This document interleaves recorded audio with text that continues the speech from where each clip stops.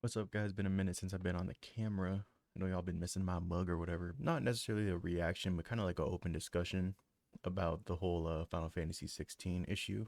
A lot of people are disliking the game solely for difficulty, and not everyone's disliking it. Some people like genuinely enjoy the game. They're just saying the game's a little on the easier side, so they don't get as much enjoyment out of, which I fully understand. I'm not going to be one of those people that's like, hey man, it's about the story, but I get it. I like my games a little harder, and I struggled no times in Final Fantasy 16. I may have died once or twice, but overall, it's a pretty easy game.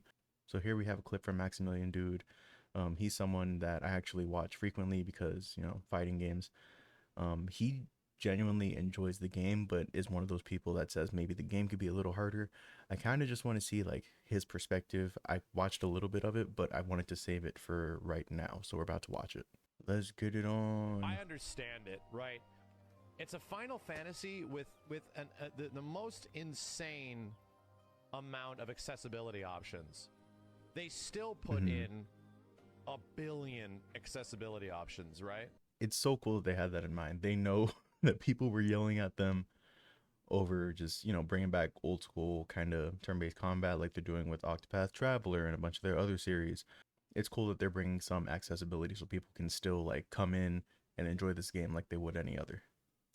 But even without activating any of those accessibility options, the game is still piss easy. And I feel like we need to give people more credit. This is we live in a time frame now where information about how to be good at something is so much more plentiful than it used to be, where people just weren't able to get good at things before in general due to lack of information. Sure. That's very okay. So, reference, I got the game a week late because I wanted the physical deluxe, and by the time it was out, I was only late by like a week. People already finished the game. There's already guides on how to do everything.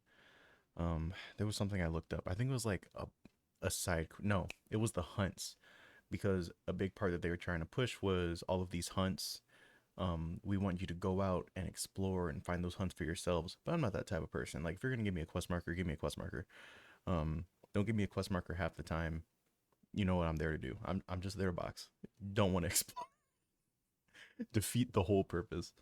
The thing is, Elden Ring is a game that sold like 20 million copies. Okay, so I'm sure he's gonna explain more here, but the whole like accessibility, the whole accessibility thing, the game being a little too easy, that again just reflects on the audience. So I think this Elden Rings thing, like I'm sure he'll mention it, this Elden Ring thing, it doesn't really apply. People go to From Software games because they want something hard. That's why it sells so well because people already go into that expecting that. From Software fans that bought this game and said it was too easy, the part that they're missing is this isn't a game tailored for them. It's kind of a game to reach that audience, but it's mainly for like Final Fantasy fans.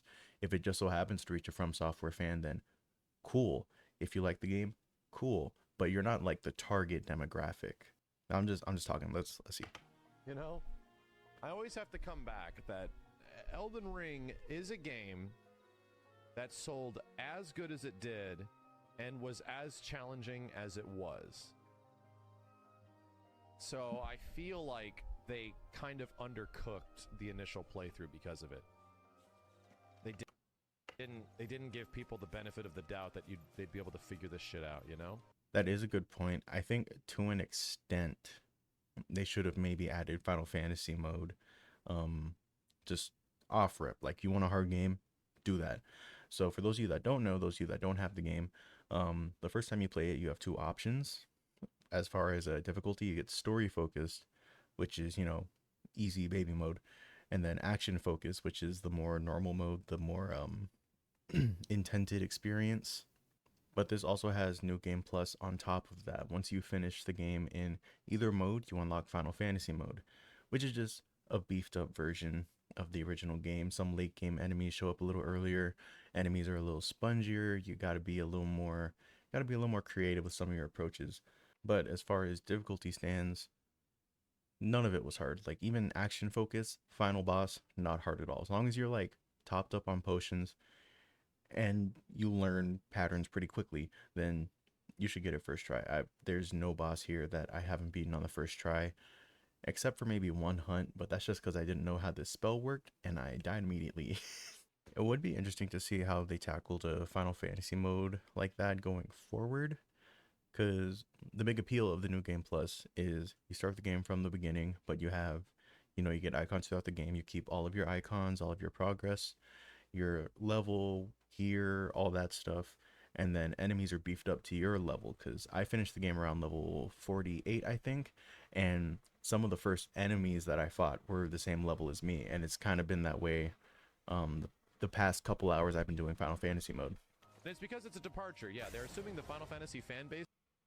Okay, well, I was hoping they finished the point, but I think it was going somewhere along the lines of they're assuming the Final Fantasy fan base just, is, for lack of a better word, not as capable as other people, which I'm not gonna lie, for the most part, that's pretty accurate. Especially because a lot of Final Fantasy fans, they're older fans, right? And a lot of them say they want the whole like turn-based active time battle kind of thing coming back, just because they don't have the reaction time to keep up with these fast-paced action games. So I do think they kind of leverage that here to where you kind of get that, but really like once you recognize the pattern, you're fine. It's nothing too difficult, it's nothing too hard that you can't handle. But overall, I think it's a bunch of good points. The whole Elden Ring thing is questionable. I was hoping he would talk a little more about that, but again, From Software games, it's gonna be hard as shit. Final Fantasy games, you're not going to that at all. Like you're not going for that at all. You're expecting like a big like story focused like epic hero's journey kind of thing, and they kind of wanted to strike like a midway between those two things. And I think they did that. The worst of it is I think that midpoint is not going to hit until maybe later on in Final Fantasy mode. So you would have to play the game 1.5 times, which, not going to lie, it's a great game, but I'm not about to play it back to back. I tried to do that. As soon as I finished the game, I was like, that was so good. Run it back. And then as soon as I got to the first like big boss, I was like, you know what? No, I'm over it. I'll come back to it eventually, but I can't.